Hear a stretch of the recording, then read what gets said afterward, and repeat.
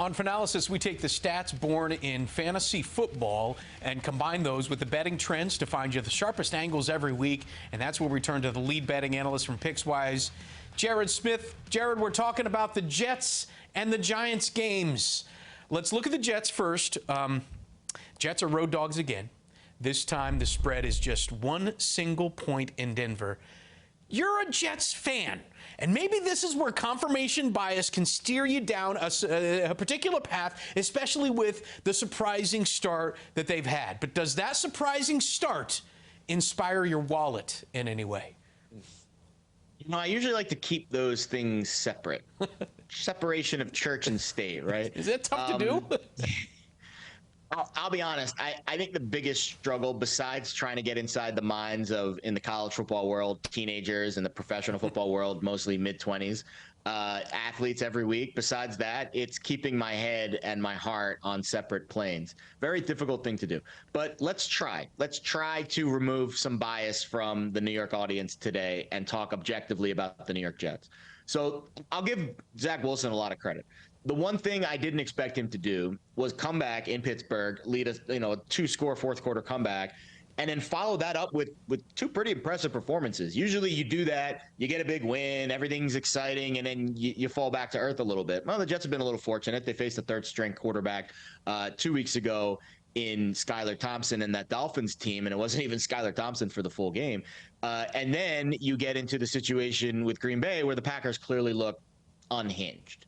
I think it's a different vibe this week in Denver. And I know the Jets just went to Mile High and won on the road in a tough environment. I think the physicality that Green Bay is playing with right now is not something I would have expected with that Packers defense, especially the defensive line. The Broncos defensive line and their whole defense, frankly, I think is maybe one of the best units in the league. So I think there's going to be a different vibe about the Jets moving the football. I don't think they're going to run it as well as they did last week. And I think in the secondary, you got this guy sitting back there, Patrick Surtain, who didn't allow a reception to Mike Williams on Monday night. That is just wow. I mean, Mike Williams, one of the most explosive and consistent receivers in the league. So that was an impressive performance. And overall, Surtain has allowed the second fewest coverage yards in the league. So I think he's maybe the best corner overall, top to bottom. Jets have a pretty good corner in Sauce Gardner, who's just been locking down opponents left and right. But again, I think the polish that Denver's defense plays with a little bit more up to par than what this Jets defense does. And I am worried about Russell Wilson. I don't know what his injury status is with the hamstring. That could absolutely be the fly in the ointment here. Keep an eye on that injury status this weekend. But I think Russ plays, and I think Denver gets back on track, and I think they win this game. Okay, so truth be told, Russ is limited in practice this week, which means he will almost assuredly play. But we are seeing a different Russell Wilson this year. I mean, that hamstring injury has limited his mobility. His shoulder injury has limited his ability to throw the ball down the field. I mean, right now, Russell Wilson looks like he's pretty much at the end of it. He's not only in the twilight of his career. This could be it for Russell Wilson. This might be a break that the Jets are going to be playing against Russell Wilson this week. The offense ranks in the bottom 10. We know what their defense does, and we're talking about the Broncos, but that offense is terrible right now. And the Jets are putting so much pressure on a quarterback. How can you not get excited about, is it really just the thin air is a real thing, by the way? Players have told me the thin air in Denver is an absolute real thing, and that cannot be underestimated in games like this. It has to be factored in. So I'll give you some data to back up the Broncos offense being, lifeless. 29th in EPA per play, 30th out of 32 teams in drop back success rate. Russell Wilson, 26th. In EPA, expected points added, which again basically adds up every play at the end of the game. Some are plus, some are minus, and it gives you an ending coefficient. Usually it's plus for quarterbacks, but Russell's been a negative. And the CPOE, completion percentage over expectation, has been even worse. So again, there's just this disjointedness to what we're seeing with the Broncos offense. But that being said, I don't think the talent is bad. And usually when the talent is good, it might be volatile, but you might see flashes of brilliance. So then we have to look at the market, because the talent, the matchups say Broncos offense, Jets defense, maybe a wash. I think Jets offense, Broncos defense, advantage Broncos. But then we look at the odds. This game opened Broncos -7.5 over the summer.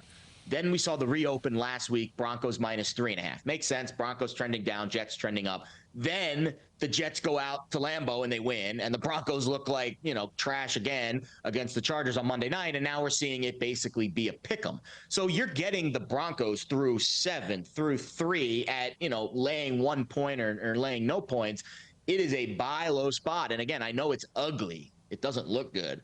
But in the NFL, I tend to buy low when I'm getting an opening line from the summer through multiple key numbers, and I'm getting the better defense at home. So I know Russell's been bad, and it's tough to watch this Broncos offense, but I do think they win this game on Sunday.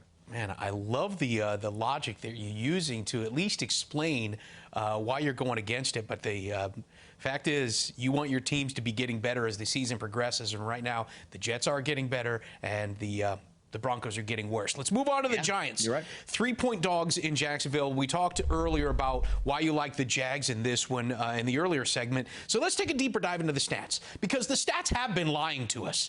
Stats shouldn't lie to us. Stats are our friends. We should be getting good info from stats. But the Giants are not winning on the stat sheet. They have minimal turnovers, but they're coming at the right time. They are +2 in turnover differential, tied for 7th. What is the stat? Is there a stat when you dove into this game that surprised you the most, or maybe you just decided, okay, this is why I'm going with the Jags on this one? I think when you just look at these teams objectively as a whole, remove the records, forget about the records, and I'll give you an almost unfathomable trend as to why the records don't matter at all in this game. We'll get to that in a second. Just look at the teams objectively. Net yards per play. Very simple statistic. How many yards you're gaining per play, up against how many yards you're allowing per play. It's a very, I would say, clean metric that tells you if you're moving it well and if you're stopping other teams from moving it well. Yep. Well, the Jaguars are a plus in that category, plus 0.4. Usually it's between 0.0 or 0 and 0.1. Because you don't see usually like 2 or 3 yards per play. Usually it's between 0 and 1. So plus 0.4. Jacksonville's a positive. The Giants are a negative, minus 0.7. They're bottom 6 team in that category. Jaguars are in the top 10. So again, that takes the whole season. How many yards you're gaining per play, and it subtracts it from how many yards you're allowing per play. Jaguars are a plus. Giants are negative. So there you go. Right there out of the gate, you see a little bit of the discrepancies. Okay. Then you look at the Giants' opponents. They rank 22nd, 32nd, 25th, 24th, 23rd, and 4th, the last opponent obviously being the best one, in EPA per play, the Ravens being that team. But Baltimore, what we've seen, they had that game won. They were up 2 scores in the 4th quarter. Lamar Jackson just throws a ridiculous interception that sets the Giants up where they don't have to gain a lot of yards to score the go-ahead touchdown. So, again, you look at those things in a vacuum, and then you look at the defensive line for Jacksonville going up against the offensive line for the Giants, and the Giants' offensive line has been better this year. I give Andrew Thomas and Evan Neal, the rookie, a ton of credit. Neal only gave up 1 quarterback pressure in the entire game against the Ravens last week. That's impressive. But what are we seeing from Andrew Thomas this week? Limited in practice with an elbow injury. I'm assuming he'll play, but maybe less than 100%. And then we get to this trend, and this trend really sealed it for me, Steve. I think this trend is one of the best trends I've ever uncovered in my time doing this. So this late in the season, in weeks 1, 2, and 3, it doesn't really matter as much. But this late in the season, we're in week 7 now. When a team has a winning percentage of 800 or higher, the Giants are 5-1, is an underdog against a team with a winning percentage of 400 or lower. The Jaguars are 2-4. The team with the worst record that is favored has won all 9 games in the history of the NFL in that scenario. Wow. They've covered 8 out of 9, with 1 being a push, 8-0-1 against the spread. So the narrative is simple. You're looking at the record. You're like 5-1 against 2-4. I'm catching a field goal. I'm getting 3 points with a team that's 5-1. Yeah, it makes sense narrative-wise, but then you look at the results of those games. Yeah. The team with the worst record that's been the favorite has won every single time. The market tends to sniff these out. Okay, so I'm back. The stats are once again our friends. I was not friends with the stats when I looked at this one.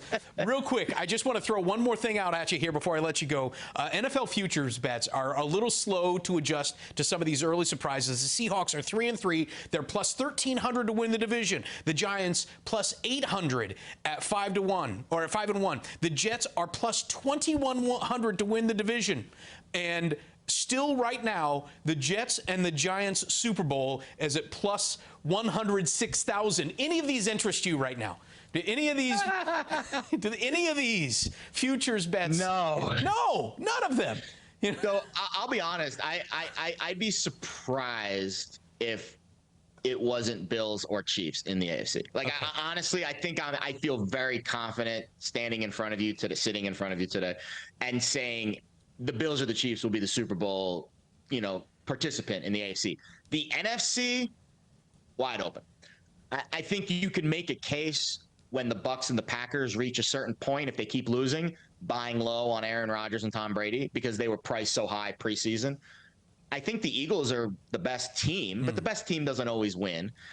I think there's an opportunity for another random team that we have no idea right now to make a run in the NFC because I don't see the elite top tier quarterbacks and overall talent in the NFC like I do the AFC. Watch out for Geno. Keep a close eye on Geno. It's been a great start to the season for those guys. All right, Jared, thank you so much, man. I mean, that's how he sees the Jets and the Giants games, and a little bit of look into the futures as well. Make sure you check out our other segment on his best bets. For Jared Smith of Pickswise, I'm Steve Overmyer. This is Fanalysis.